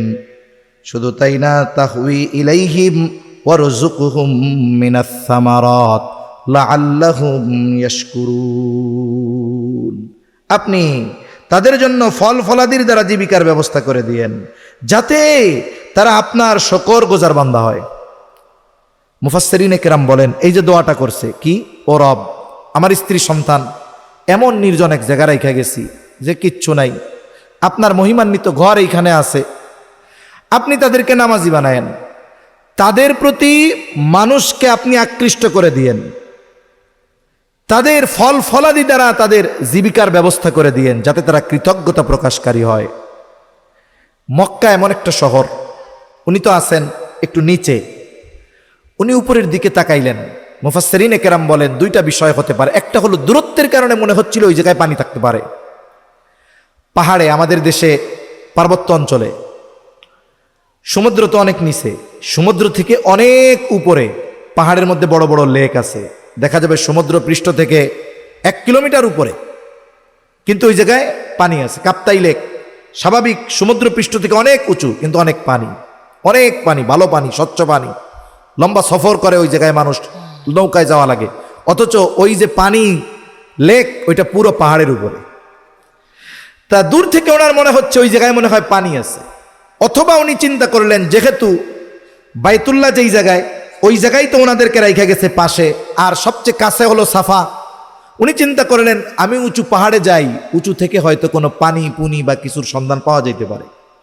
উনি উঠছেন, সাফায় গেছেন, কিচ্ছু নাই, অথবা মনে হচ্ছে ওই যে ওই পাহাড়ের চূড়ায় ওই জায়গায় থাকবে। মারওয়া দৌড় দিছেন, মারওয়ায় গিয়া উঠছেন, আবার সাফায় আসছেন, আবার মারওয়ায় গেছেন, এইভাবে 7 বার যাওয়া আসা করছেন, মোট যাওয়া আসা মিলিয়ে 7 বার। এর মধ্যে আরেকটা জিনিস যারা হাজী সাহেব গেছেন বা অনলাইনে দেখছেন, যখন সাফা থেকে মারওয়ার উদ্দেশ্যে সাই শুরু হয়, সবুজ একটা সংকেত দেওয়া আছে, ওই জায়গায় গেলে পুরুষরা এনারদের জন্য দৌড়ানো মোস্তাহাব, ওই অংশটুকু দৌড়ায় পার হতে হবে, কিন্তু নারীদের জন্য নয়। নারীদের জন্য কেন নয়? মুহাদ্দিসিনে কেরাম বলেন যে হাজরা আলাইহিস সালাম যখন সাফা থেকে মারওয়ার উদ্দেশ্যে রওনা দিছেন, ওই জায়গাটা নিচু, এখন তো অনেক সুন্দর বানাই দিছে, আরাম, এসি চলে, তাই আমাকে গিরা গায়ে ঠ্যাং ব্যথা হয়ে যায়, কত আরাম, ঠান্ডা লেগে যায়, এত ঠান্ডা, এত শীততাপ নিয়ন্ত্রিত, কত সুন্দর ব্যবস্থাপনা। ওই জায়গায় উনি যখন যান তখন ইসমাইল আলাইহিস সালামকে ওনার নজরে পড়ে না, তাই উনি জোরে দৌড় দিছেন। বলে কিয়ামত পর্যন্ত যত নারীরা হজের উদ্দেশ্যে আসবে, হাজরা আলাইহিস সালামের ওই দৌড়টা তাদের জন্য আদায় হয়ে গেছে, তাদের দৌড় দেওয়া লাগবে না। সুবহানাল্লাহ, এটা নারী জাতির জন্য একটা স্পেশাল সম্মাননা। এমন অবস্থায় উনি যখন 7ম চক্কর শেষ করছে, এই মুহূর্তে হঠাৎ আওয়াজ, কি আওয়াজ? জনমানবহীন প্রান্তর, বুখারীর হাদিস, লম্বা হাদিস। উনি তখন বললেন, আপনি কে? আপনি যদি চান মেহেরবানি করে আল্লাহর রাস্তায় আমারে সাহায্য করতে পারেন। আল্লাহ পাঠাইছেন জিবরাইল আলাইহিস সালামকে। এইবার জিবরাইল আলাইহিস সালাম আঘাত করেছে জমিনের উপরে, জমিন ফেটে পানি বের হওয়া শুরু হয়ে গেছে। সুবহানাল্লাহ বলেন, পানি বের হওয়া শুরু হয়ে গেছে। হাজরা আলাইহিস সালাম এটা দেখে দৌড়াইয়া আসছে। উনি দৌড়াইয়া আইসা কি করছে? চতুর্দিক দিয়ে বাঁধ দিছে, বাঁধ। আর বলতেছেন জমজম মানে থাম থাম। কি জমজম মানে কি? থাম থাম। নবীজি বলেন যদি উনি এটা না বলতেন, না দিতেন, তাহলে গোটা এলাকা প্লাবিত হয়ে যেত। আল্লাহর কি কুদরত!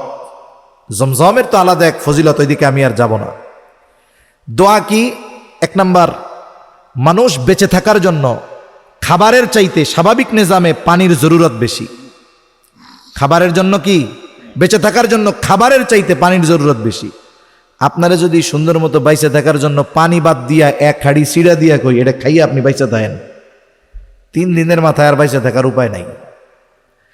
কিন্তু পানি আল্লাহ সুবহানাহু ওয়া তাআলার এমন এক নেয়ামত, এটা দিয়ে আর মানুষ অনেকদিন বেঁচে থাকতে পারে। ওই যে দেখেন লাইফ সাপোর্টে আছে, ওইটারে খাওয়াই কি? ও তো মুখ বন্ধ, নাক বন্ধ, সব বন্ধ, লাইনে ধরায় রাখছে স্যালাইন। এটা কি জোরে বলেন? পানি। আর জমজম, এটার অন্যতম বৈশিষ্ট্য হলো পৃথিবীর সব পানি শুধু তৃষ্ণা নিবারণ করে, আর জমজম এটা মানুষের ক্ষুধা নিবারণ করে। সুবহানাল্লাহ বলেন। হাদিসের মধ্যে আসছে, সহিহ হাদিস, আবু মুসা আশআরী রাদিয়াল্লাহু তাআলা উনি আসছেন, মক্কায় অবস্থান করছেন অনেক দিন, নবীজিকে পর্যবেক্ষণ করতেছেন, কারণ মেহমান কিচ্ছু হন নাই। 1 মাস পরে উনি নবীজির সাথে সাক্ষাৎ করছেন, বিস্তারিত হালত বর্ণনা করছেন। তো নবীজি জিজ্ঞাসা করছেন, এই কয়দিন তুমি কি খাইয়াছিলা? কয়, আমি শুধু জমজম পান করেই কাটিয়ে দিয়েছি। সুবহানাল্লাহ। এই পানি এমন এক পানি যেটা মানুষের ক্ষুধা তৃষ্ণা একসাথে দুইটাই নিবারণ করে। সুবহানাল্লাহ। এখন পানি হইছে, স্বাভাবিকভাবে যখন কোথাও পানি হয় ওই জায়গার উপরে পানি পান করার জন্য পাখিরা উঠতে থাকে। ওই পথে এক বাণিজ্যিক কাফেলা চলাচল করত, দীর্ঘদিন চলাচল করছে, কিন্তু কোনোদিন পাখি দেখে নাই। এই পাখি দেখে ওই কাফেলার যে আমির একজনরে বলতেছে, এই পথে তো কোনোদিন আমরা পানি দেখি নাই, এই পাখি দেখি নাই, তোমরা যাও একটু খোঁজ নাও যে কোথাও কোনো পানি বা খাবারের সন্ধান আছে কিনা। নিশ্চয়ই আছে, নাইলে তো পাখি থাকার কথা না, যাও। এরা খোঁজ নিয়ে এসে দেখলো যে একজন মহিলা তার এক ছোট্ট বাচ্চারে নিয়ে ওই কুয়ার কোনার মধ্যে বসে রয়েছে। খোঁজ খবর নিয়ে গেছে, ওনারা আসছে, আয়েশা হাজরা আলাইহিস সালামের কাছে বলছে, আপনি যদি অনুমতি দেন তাহলে আমরা আপনার পাশে বসতি স্থাপন করতে চাই। উনি শর্ত দিছে, বসতি স্থাপন করতে পারবা, তবে এই কূপের পরিপূর্ণ কর্তৃত্ব আমার হাতে থাকবে, আমাদের হাতে থাকবে। শর্তে রাজি হইছে, ওইখানে অবস্থান করছে। ওই যে ফাজআল আফইদাতাম মিনান নাস, আয় আল্লাহ আপনি তাদের প্রতি মানুষদেরকে আন্তরিক বানায় দেন। এই যে মানুষরা ওনার ওই জায়গায় থাকা শুরু করছে। এরপরে সুদূর এই 1200 কিলোমিটার হাইটা উনি গিয়ে সন্তানকে দেখে আসতেন। ওই অবস্থা যখন দেখছেন খুশি হইছে, কয়েকবার যাওয়া আসা হইছে। এইবার ইব্রাহিম আলাইহিস সালামের জীবনের অন্যতম শ্রেষ্ঠ পরীক্ষা আল্লাহ তাআলা ইব্রাহিম আলাইহিস সালামকে নিছেন। সন্তান বড় হইছে, বাবার সাথে চলার উপযুক্ত হইছে। কষ্ট হইতেছে আপনাদের? ফালাম্মা, এটা 7 নম্বর পরীক্ষার কথা বলতেছি। ফালাম্মা বালাগা মাআহুস সা'য়া ক্বালা ইয়া বুনাইয়া ইন্নী আরা ফিল মানামি আন্নী আযবাহুকা ফানজুর মাযা তারা ক্বালা ইয়া আবাতি ফাআল মা তু'মার সাতাজিদুনি ইনশাআল্লাহু মিনাস সাবিরিন। ইব্রাহিম আলাইহিস সালাম আল্লাহর কাছে দোয়া করেছিলেন, রব আমারে নেককার সন্তান দেন। আল্লাহ তাআলা জবাবে বলেছেন, ফাবাশশারনাহু বিগুলামিন হালিম, আমি তাকে একজন সহনশীল সন্তান দান করলাম, ছেলে সন্তান। তাফসীরে মুফাসসিরিনে কেরাম বলেন, এই আয়াতে এটা বোঝা যায় যে ইব্রাহিম আলাইহিস সালাম আল্লাহ তাআলার কাছে ছেলে সন্তান চেয়েছেন। তাই মুফাসসিরিনে কেরাম বলেন, আল্লাহর কাছে ছেলে সন্তান চাওয়া এটা ইব্রাহিম আলাইহিস সালামের আমল। এখন একজনের পোলাপান নাই, সে আল্লাহর কাছে ছেলে চাইছে, কিন্তু আল্লাহ মেয়ে দিছে। অথবা একজনের 2-3টা মেয়ে হইছে, এবার ছেলে চাইছে, আবারও আল্লাহ মেয়ে দিছে। বলেন তো রাগ হওয়ার সুযোগ আছে? আরে চাওয়া সুন্নত ঠিক আছে, কিন্তু দেওয়ার ক্ষমতা কার হাতে? এজন্য অনেকে আছে আমাদের দেশে, এই জামানায় ওই জাহেল আছে যে একাধিক মেয়ে হলে বা প্রথম সন্তান মেয়ে হলেই ওইটাকে অবজ্ঞার চোখে দেখে, আর যদি পরপর কয়েকটা মেয়ে হয় একবারে স্ত্রী তালাক দিয়ে দেয়, যা তোর। অথচ মেডিকেল সায়েন্সও বলে যদি ছেলে অথবা মেয়ে হওয়ার পেছনে মূল যদি কারণ ধরা হয় তাহলে এটার কারণ এর জন্য দায়ী ছেলে, অথচ স্বামী দায়ী, অথচ দায়ী করা হয় কাকে? স্ত্রীকে। এটা কখনো সমীচীন নয়। কন্যা সন্তান হওয়া সুসংবাদ।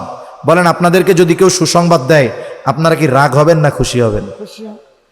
এখন এই কন্যা সন্তান হওয়ার সংবাদে যদি কেউ রাগ হয় তাইলে তার ক্যারেক্টার আর ওই জাহেলিয়াতের সময়ের ওদের চরিত্রের মধ্যে মিলে যায়। ওদের অবস্থা কেমন ছিল আল্লাহ বলেন, وَإِذَا بُشِّرَ أَحَدُهُمْ بِالْأُنثَى ظَلَّ وَجْهُهُ, তাদেরকে যখন কন্যা সন্তানের সুসংবাদ দেওয়া হতো, ظَلَّ وَجْهُهُ, তাদের চেহারাটা অন্ধকারাচ্ছন্ন হয়ে যাইত। তাহলে ছেলে হোক মেয়ে হোক এটা দেওয়ার ক্ষমতা একমাত্র কার? আল্লাহ তাআলা বলেন, ও আমার খলিল, তুমি সন্তান চেয়েছো, অনেক সন্তান, ফাবাশশারনাহু বিগুলামিন হালিম, আমি তাকে একজন সহনশীল সন্তানের সুসংবাদ দিলাম। আল্লাহ জানায় দেন এই সহনশীল সন্তান যখন বাবার সাথে চলার উপযুক্ত হয়েছে, ফালাম্মা বালাগা মাআহুস সা'য়া ক্বালা ইয়া বুনাইয়া ইন্নী আরা ফিল মানামি আন্নী আযবাহুকা ফানজুর মাযা তারা। ইব্রাহিম আলাইহিস সালামকে আল্লাহ স্বপ্নে দেখাইছেন যে তিনি তার সন্তানরা জবাই করতেছেন। এই ঘটনা আমাদের দেশে অনেক রসকস লাগায়া আছে। সোজা হিসাব, উনি স্বপ্নে দেখছেন যে আমি সন্তানরা জবাই করতেছি, সোজা কথা। নবীদের স্বপ্ন কি? ইব্রাহিম আলাইহিস সালাম সন্তানের কাছে এসে বলে, ইয়া বুনাইয়া ইন্নী আরা ফিল মানাম আন্নী আযবাহুকা, ও আমার সন্তান, আমি স্বপ্নে দেখেছি তোমারে আমি জবাই করতেছি, তুমি কি বলো? বলুন তো, ওই সময় যদি ইসমাইল আলাইহিস সালাম বলতেন, আব্বু আল্লাহ তাআলা ৮৬ বছর বয়সে আমাকে দিছে, আপনি একটু আল্লাহরে বলেন না অন্য কোনো বিধান দিতে।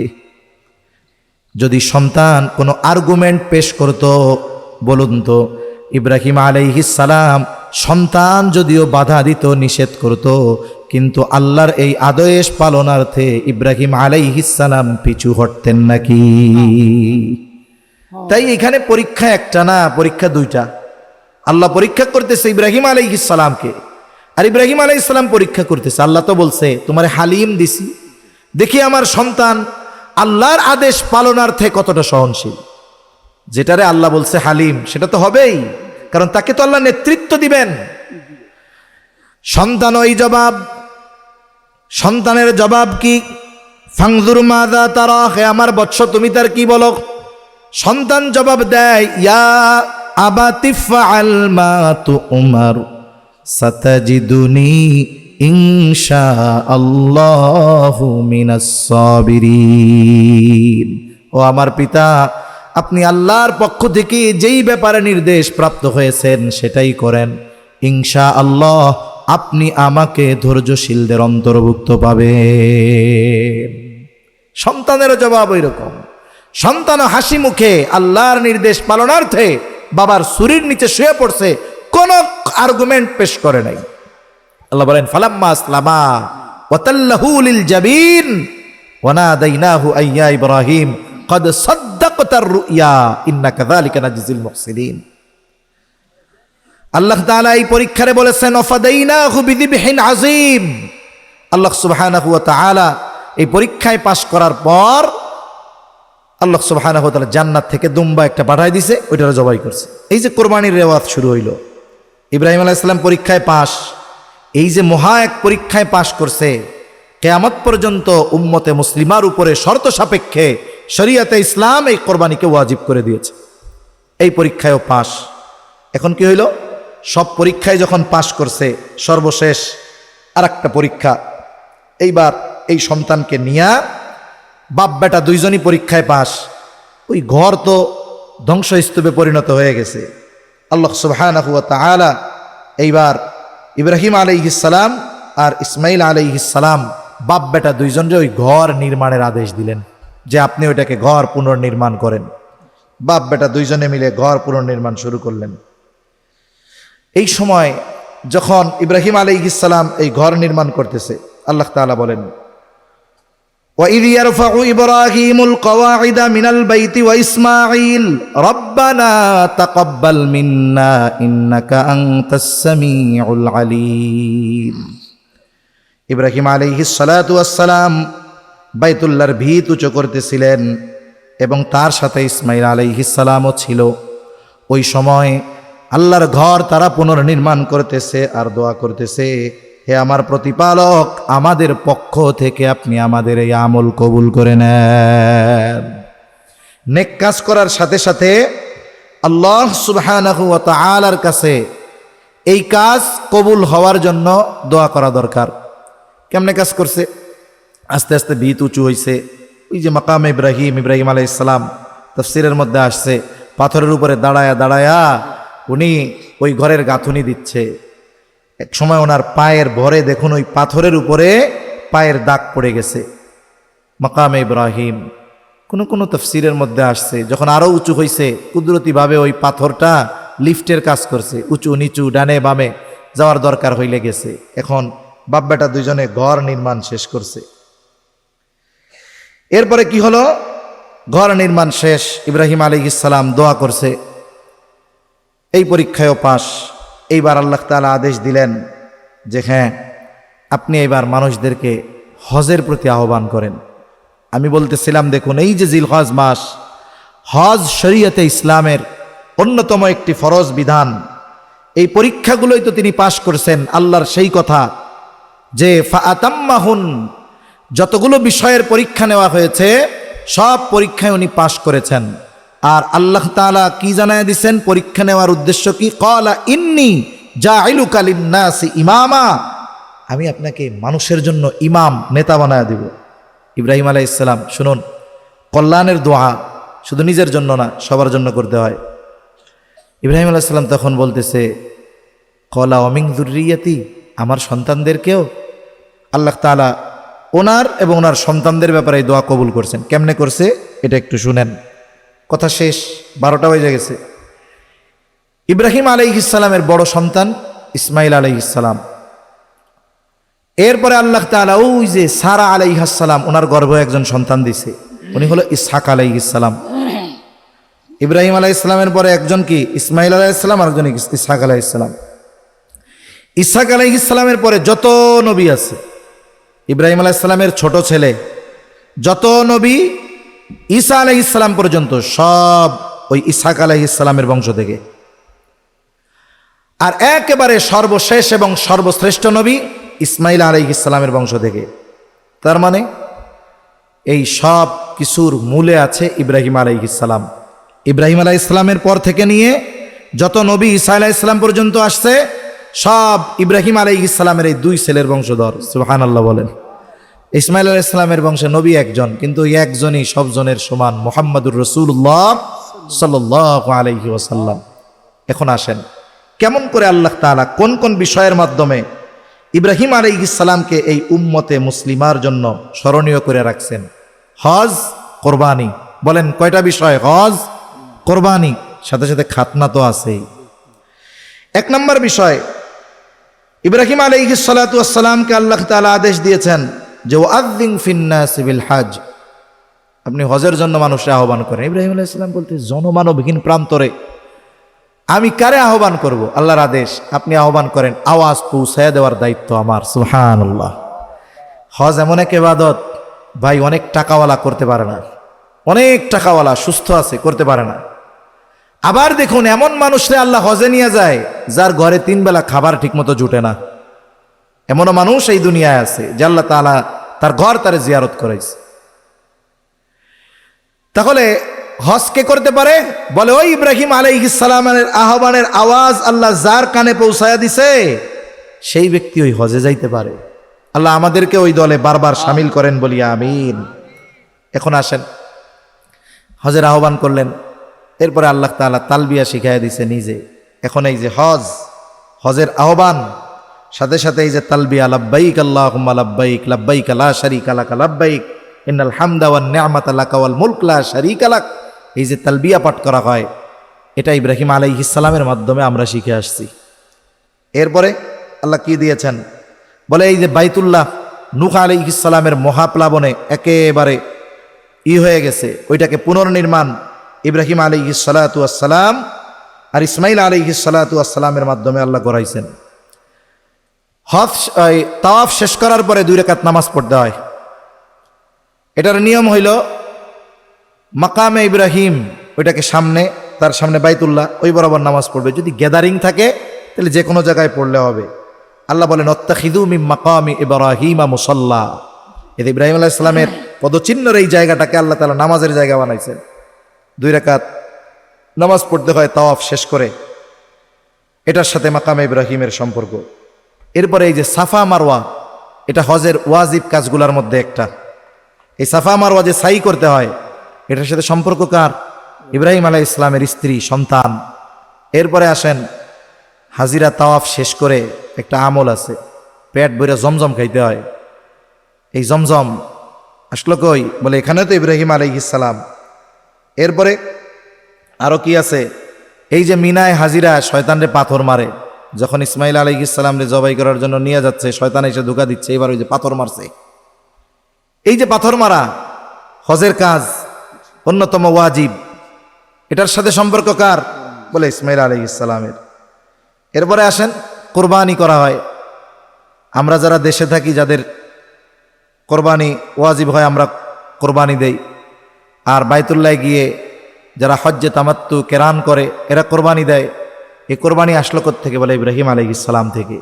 তাই মনে রাখতে হবে, মুসলিম মিল্লাত আমরা ইব্রাহিমী চেতনায় উদ্বুদ্ধ হওয়া দরকার। ইব্রাহিম আলাইহিস সালাম যেমন শিরকের মূলোৎপাটন করতে গিয়ে দেশান্তর হতে হয়েছে, আগুনের অগ্নিকুণ্ডে যাওয়া লাগছে, কঠিন পরীক্ষা, সন্তানদেরকে নির্জন মরুভূমিতে রেখে আসা লাগছে, আমাদেরও হয়তো ওই রকম পরিস্থিতির শিকার হতে পারে। পরিস্থিতি কোথায় যাবে বলা যায় না। তাই ওই ইব্রাহিমী চেতনায় উদ্বুদ্ধ হয়ে আমরা আমাদের মুসলিম মিল্লাতের পিতা ইব্রাহিম আলাইহিস সালামের এই শিক্ষা থেকে নিজেদেরকে গড়ে তোলা দরকার। সাথে সাথে সকল ধরনের শিরকি কর্মকাণ্ড থেকে বেঁচে থাকা দরকার। কারণ আল্লাহ তাআলা কোরআনুল কারীমের মধ্যেও জানিয়ে দিয়েছেন যে যারা মুশরিক, তারা কখনো মুমিনদের বন্ধু হতে পারে না, ইহুদি নাসারা বন্ধু হতে পারে না। তবে কাফেরদের মধ্যে যারা মুশরিক, তারা মুসলমানদের বিরোধিতায় সর্বোচ্চ কঠোর। মনে রাখতে হবে, আল্লাহ তাআলা কোরআনে জানিয়ে দিয়েছেন। তাই আমরা যদি আমাদেরকে প্রকৃত মুমিন হিসাবে পরিণত না করি, তাহলে মুশরিকদের বিরুদ্ধে লড়াই করা কঠিন হয়ে যাবে না? আর আমরা যদি নিজেদেরকে প্রকৃত মুমিন হিসাবে গড়ে তুলতে পারি, ইব্রাহিমী চেতনার আলোকে নিজেদেরকে গড়ে তুলতে পারি, তাহলে ওদের পক্ষে যত বড় বড় নমরুদ থাকুক না কেন, হামান থাকুক না কেন, ফেরাউন থাকুক না কেন, আল্লাহ তাআলা প্রকৃত ইমানদারদেরকেই বিজয় দান করবেন। আর সর্বশেষ আবারও স্মরণ করিয়ে দেই, যেহেতু জিলহজ মাস আসতেছে, আমরা এই জিলহজের প্রথম 10 দিন হেলায় খেলায় কাটাবো না, ইবাদতে আমলে আমাদের এই জিলহজ মাসটা প্রাণবন্ত হোক। সাথে সাথে যারা বাইতুল্লাহ আছেন তাদের জন্য আমাদের দোয়া থাকবে, আর আমরাও নিজেদের জন্য দোয়া করব, আল্লাহ যেন আমাদেরকে বারবার বাইতুল্লাহর মুসাফির হওয়ার তৌফিক দান করে। আর কোরবানির আর একটা বিষয়, সমাজের অনেক মানুষ মনে করে যে আমার এখন তো সামর্থ্য নাই, আমার আর কোরবানি দেওয়ার কি আছে।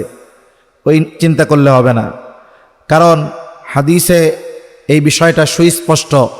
কোরবানির দিন অথবা তারপরের দিন অথবা তৃতীয় দিন, মানে 12 তারিখ সূর্যাস্তের আগেও যদি কারো কাছে কোরবানি ওয়াজিব হওয়া পরিমাণ অর্থ চলে আসে, তার উপরে কোরবানি দিতে হবে। তাহলে কি একজন 10 তারিখ না থাকতে পারে, হয়তো তার 11 তারিখ টাকা হয়ে যাইতে পারে, 11 তারিখ না হইতে পারে, 12 তারিখ হইতে পারে।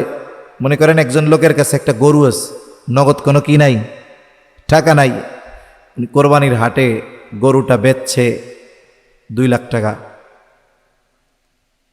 52.5 ভরি রূপার দাম, ওই পরিমাণ সম্পদ, 1,80,90,000 এরকম হবে না, 52.5 ভরি রূপার দাম, এই পরিমাণ সম্পদ কোরবানির দিন সময়ে যদি কারো কাছে থাকে, তার উপরে কোরবানি ওয়াজিব। এখন দেখা গেল ওনার তো কিছুই ছিল না, একটা গরু ছিল, 2 লাখ 2.5 লাখ বিক্রি করছে, এখন এই টাকা তো ওনার কাছে আছে, উনি মনে করে তো আমি তো গরিব, আমি তো এই কামটা করে ফেলছি, আমার উপরে কিসের কোরবানি? না, ওনারও কোরবানি দিতে হবে। এ বিষয়গুলো আমরা খেয়াল রাখবো। অনেক পরিবারে এমন হয়, এক পরিবারে ছেলেও সামর্থ্যবান, বাবাও সামর্থ্যবান, মাও সামর্থ্যবান, ছেলের বউও সামর্থ্যবান, এক পরিবার। এরা মনে করে আমরা একটা কোরবানি দিলে হয়ে যাবে, হবে না। যার অ্যাবিলিটি আছে তাকে আলাদা একটা করে দিতে হবে। তার মানে এই পরিবারের সদস্য 4 জন, 4 জনেরই সামর্থ্য আছে, অবশ্যই এই 4 জনকে 4টা কোরবানি দিতে হবে। কথা বুঝতে পারছেন? এই জয়েন্ট ফ্যামিলিতে এই কাজগুলো করে। তা যাই হোক, যেহেতু আপনাদের সম্মানিত ইমাম সাহেব আছেন, আরও মাসলা মাসাইল আপনাদের জানাবেন, আমার মূল যেই কথাটা বলা উদ্দেশ্য যে হজ, কোরবানি ইব্রাহিম আলাইহিস সালাতু ওয়াস সালামের সাথে সরাসরি সম্পৃক্ত একটা ইবাদত। ইব্রাহিম আলাইহিস সালাম মুসলিম মিল্লাতের পিতা। আল্লাহ তাআলা ওনাকে আমাদের নেতা হিসাবে অভিহিত করেছেন। তাই অবশ্যই অবশ্যই আমাদেরকে ইব্রাহিমী চেতনায় উদ্বুদ্ধ হতে হবে, শিরকি কর্মকাণ্ড থেকে বেঁচে ইমানি চেতনায় উদ্বুদ্ধ হয়ে যদি কখনো মুশরিকদের সাথে লড়াই করতে হয় ওই রকমভাবে নিজেদেরকে গড়ে তুলতে হবে। আল্লাহ সুবহানাহু ওয়া তাআলা আমাদের সবাইকে কথাগুলো বুঝার তৌফিক দান করেন, সাথে সাথে জিলহজ কেন্দ্রিক আমলগুলো যথাযথভাবে করার তৌফিক আল্লাহ আমাদের দান করেন। সকলে জবান খুলে বলি আমিন। ওয়া আখিরু দাওয়ানা আনিল হামদুলিল্লাহি রাব্বিল আলামিন। আসসালামু আলাইকুম ওয়া রাহমাতুল্লাহি ওয়া বারাকাতুহু। আমরা দুরূদ শরীফ পড়ি। আল্লাহুম্মা সাল্লি আলা মুহাম্মদ ওয়া আলা আলি মুহাম্মাদিন কামা সাল্লাইতা আলা ইব্রাহিম ওয়া আলা আলি ইব্রাহিম ইন্নাকা হামিদুম মাজিদ। আল্লাহুম্মা বারিক আলা মুহাম্মাদিন ওয়া আলা আলি মুহাম্মাদ কামা বারাকতা আলা ইব্রাহিম ওয়া আলা আলি ইব্রাহিম ইন্নাকা হামিদুম মাজিদ। সবাই সবার জন্য দোয়া করব। আমাদের আত্মীয় স্বজন যারা চলে গেছে সবার জন্য দোয়া করব। বিশেষ করে আমাদের নাসির ভাই দোয়া চেয়েছে, আমরা ওনার জন্য দোয়া করব। আলহামদুলিল্লাহি রাব্বিল আলামিন ওয়াল আকিবাতু লিল মুত্তাকিন ওয়াসসালাতু ওয়াসসালামু আলা খায়রি খালকিহি মুহাম্মাদিন ওয়া আলা আলিহি ওয়া আসহাবিহি আজমাইন। ربنا ظلمنا أنفسنا وإن لم تغفر لنا وترحمنا لنكونن من الخاسرين. ربنا آتنا في الدنيا حسنة وفي الآخرة حسنة وقنا عذاب النار. ربنا لا تزغ قلوبنا بعد إذ هديتنا وهب لنا من لدنك رحمة إنك أنت الوهاب. وأفوض أمري إلى الله إن الله بصير بالعباد. حسبنا الله ونعم الوكيل نعم المولى ونعم النصير. রব্বুল আলামিন দীর্ঘ রাত পর্যন্ত আয় আল্লাহ দ্বীনি আলোচনার পরে গুনাহ মাখা হাত আমরা আপনার শাহী দরবারের দিকে তুলে ধরেছি। আয় আল্লাহ, যে যেখান থেকে হাত উঁচু করেছে আমাদের বিগত জীবনের সব ধরনের গুনাহগুলো মাফ করে দেন। আয় আল্লাহ, আমাদের আত্মীয় স্বজন দেশে প্রবাসে যে যেখানে আছে মাফ করে দেন। যারা দুনিয়া ছেড়ে চলে গেছে আল্লাহ মাফ করে কবরগুলো জান্নাতের টুকরো বানিয়ে দেন। রব্বুল আলামিন খাস করে যারা অসুস্থ আছে সুস্থতা দান করেন আল্লাহ। আয় আল্লাহ, আজকের এই মাহফিল আপনি কবুল করে নেন। আয় আল্লাহ, পুটখালি কাঁঠালবাগান জামে মসজিদ আপনি কবুল করে নেন। আয় আল্লাহ, এলাকাবাসীকে কবুল করে নেন, মা বোনদের কবুল করে নেন। এই মাহফিল কামিয়াবির জন্য যে যেভাবে সহযোগিতা করেছে আল্লাহ সকলের সকল প্রকার সাহায্য সহযোগিতা কবুল করেন। আয় আল্লাহ, খাস করে আমাদের নাসির ভাই আয় আল্লাহ অক্লান্ত পরিশ্রম করেন। আয় আল্লাহ, দোয়া চেয়েছেন, আয় আল্লাহ ওনার মনের আশা পূরণ করেন, দ্বীনের জন্য কবুল করে নেন।